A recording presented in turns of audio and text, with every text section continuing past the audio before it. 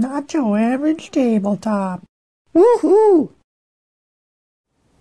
Welcome to Not Your Average Tabletop. I'm Zach. And I'm Pepper. And today we're going to give you a list of 10 games you can use to welcome people into the hobby. You can give them as gifts for Christmas. Yes. We thought that'd be a good thing to kind of, get out a list of, we think, some games that people would play that maybe are newer to the hobby, or maybe play like a Catan, Ticket to Ride, Carcassonne, and they're looking for more of that type of thing. So we got a list of 10 games here that we think are pretty good. And a lot of these games were ones that we got very early on that definitely helped grow our love for the hobby. And some we got more recently, and we're thinking that would have been a great game. Right, exactly. And a lot of these we still really love, which I think makes them great classic games. Yep. And right off the bat, we're going to start with Sushi Go Party, which is a game for 2 to 8 players. I would say it probably plays best 3 to 6, 3 to 7, probably. So this one definitely you can play with a multiple number of players,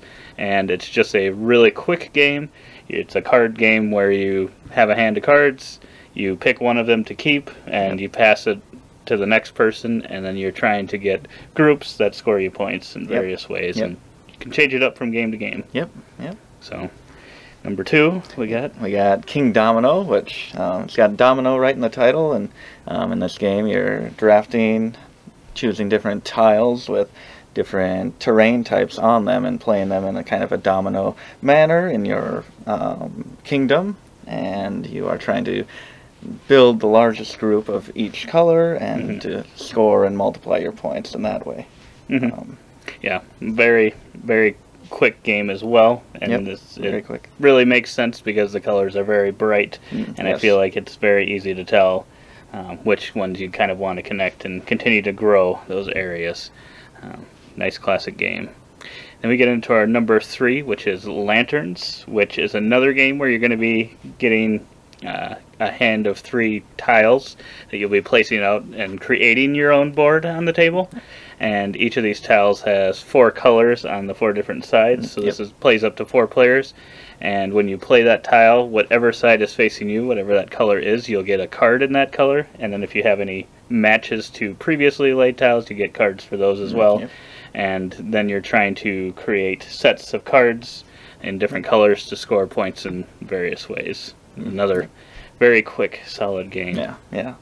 Next up we have Dominion, which is one of the most popular games and well known on this list. You've probably heard it from time to time, and this one's just very straightforward. You are using a hand of cards that you play each turn to gain money, and also use that money to buy more cards and use their actions to get more cards and then eventually get points to win the game.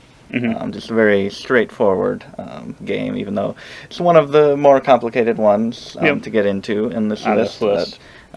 Still, once you do get it, it's very quick and snappy to play. Yeah, I would agree. And this is one that really kind of builds up throughout the game and kind of has that, you start kind of a little slow and really feels like it accelerates up, just which as is you get really those cool better and better cards and comboing them together. Yeah, and pretty soon you're playing a bunch of cards out there, and it's really fun.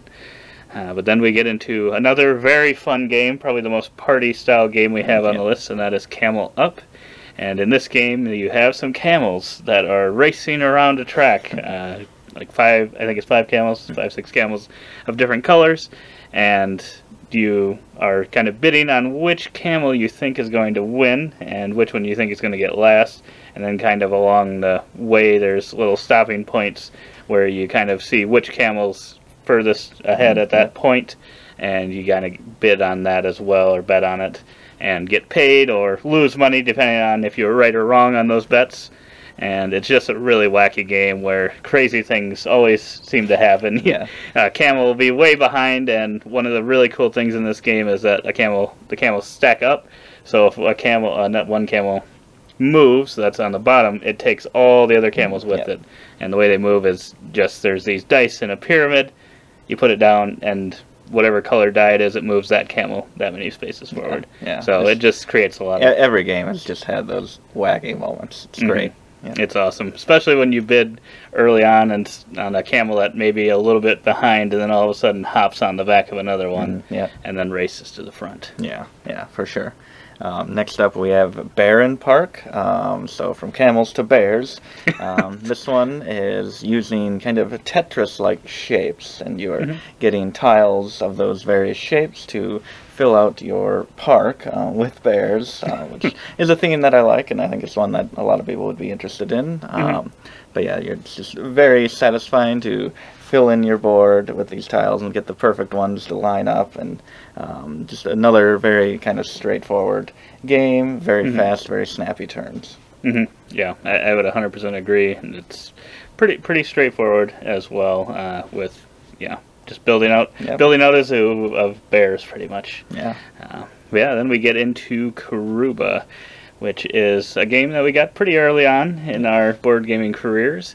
This one is a bingo style game where you have 36 different tiles, and every person has those same set of tiles. One person will be randomly drawing them from a bag, and then everyone else has to use them. And then in Karuba, you are moving explorers through this forest on a path that you make with these tiles to a temple. And it's kind of a race to see who can get through their 4 explorers to the 4 corresponding temples the quickest. Typically wins, but not always, based on you're also picking up some jewels, some gems along the way, which is just a really fun, solid game. And it's kind of interesting to see how you'd think, since everyone's using the same pieces, that it would end up being the same boards, but like every time everyone's going a completely different way to try to get those people to the temples. Exactly. It's kind of interesting to see kind of how different people are thinking and approaching it, for sure. Yeah. Yep. Next up, we have probably the most complicated game. I don't know why I get to talk about the most complicated games. Well, you chose to. But this is Stone Age, which we also got pretty early in our gaming, and we were able to handle it, so it's not too tough. But this one is, you have kind of dice worker. You get your workers. Little meeples, which... kind of one of our first experiences with meeples. But yeah, you have different actions on the board to gain resources, which you will go there with your workers to then roll dice, and depending on how high you roll, you will gain various amounts of resources. And then you can use those resources to turn them in to gain points, and either getting cards for set collection and multipliers for different things, or building different structures for points as well. So it's a next level to most of these games, I think. But if you're looking for something a little deeper, if you like Catan and maybe want just the next level, I think this is a great one. Yeah, I would agree 100%. But then the last one I'm going to be talking about is Menara. And this is one where it's the only cooperative game on our list. So if you've been used to kind of party games that you play together on teams and stuff, this one you're all playing as a team and building up these different structures. It's basically building I think it's a temple is what you're doing, and you're putting little pillars out on like the lowest level, and then putting a new floor on that one, and then putting columns on those ones, and building these. They're all the platforms that you're putting on the columns are kind of weirdly shaped. So you're really trying to be like, oh, is this, if we put this piece here, is it going to balance really well to support something in future round, or when we add a future level? And yeah, it really makes the game work that it's cooperative, because usually in games like that, you're just kind of cheering for your opponents to knock it over. But in this one, you're cheering for them to, come on, you can do it, you got this. You're a little thankful it's not your turn, so that if it does fall over, it's not exactly.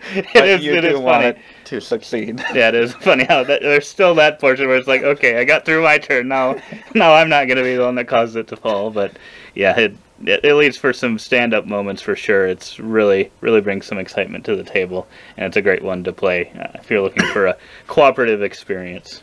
For sure. And the final game we'll be talking about here is Conspiracy, which is a Bruno Catala game, which you may not know if you're looking for games and you're newer to the hobby. You probably don't know who he is, but you will know about him soon. Well, Kingdomino, you know about him as well. We got 2 of his games here. But yeah, in this one you will be picking up cards from a deck, taking cards from a deck, and building kind of a reverse pyramid with those cards, and they're various different colors. And you're trying to, and you have to place them in the order from top to bottom, left to right, and you're trying to get it to group together a big group of one color, as well as get high numbers in each of the colors, because you score at for least one of each. your highest value in each color as well. And there's different icons on the cards that can allow you to gain additional bonus scoring for different things in your pyramid at the end of the game. And this is just one that's a very quick game and a good interaction between the players with the cards that you take from the deck and the ones you do not choose. You end up laying out for your opponents to choose from. So just a couple really unique things while also still being very straightforward and easy to grasp. Yeah, I would agree 100%. So, yeah, those are a list of 10 games we think would be good games to get either the gamer in your life, or even check out if you're kind of new to gaming, or even if you've been in the hobby for a while. I think these are all pretty solid games. If none of these were in our collection currently, I would probably seek out to get pretty much all of them. Yeah, I would to agree. Get them back. I would agree, because yeah, these are solid games. We've been in the hobby for about 5 years now, and these are still some of our favorites. Yeah, they still hold up. Yeah. But yeah, otherwise, we hope to see you on the next video, and as always, don't forget to keep on nibbling on our content.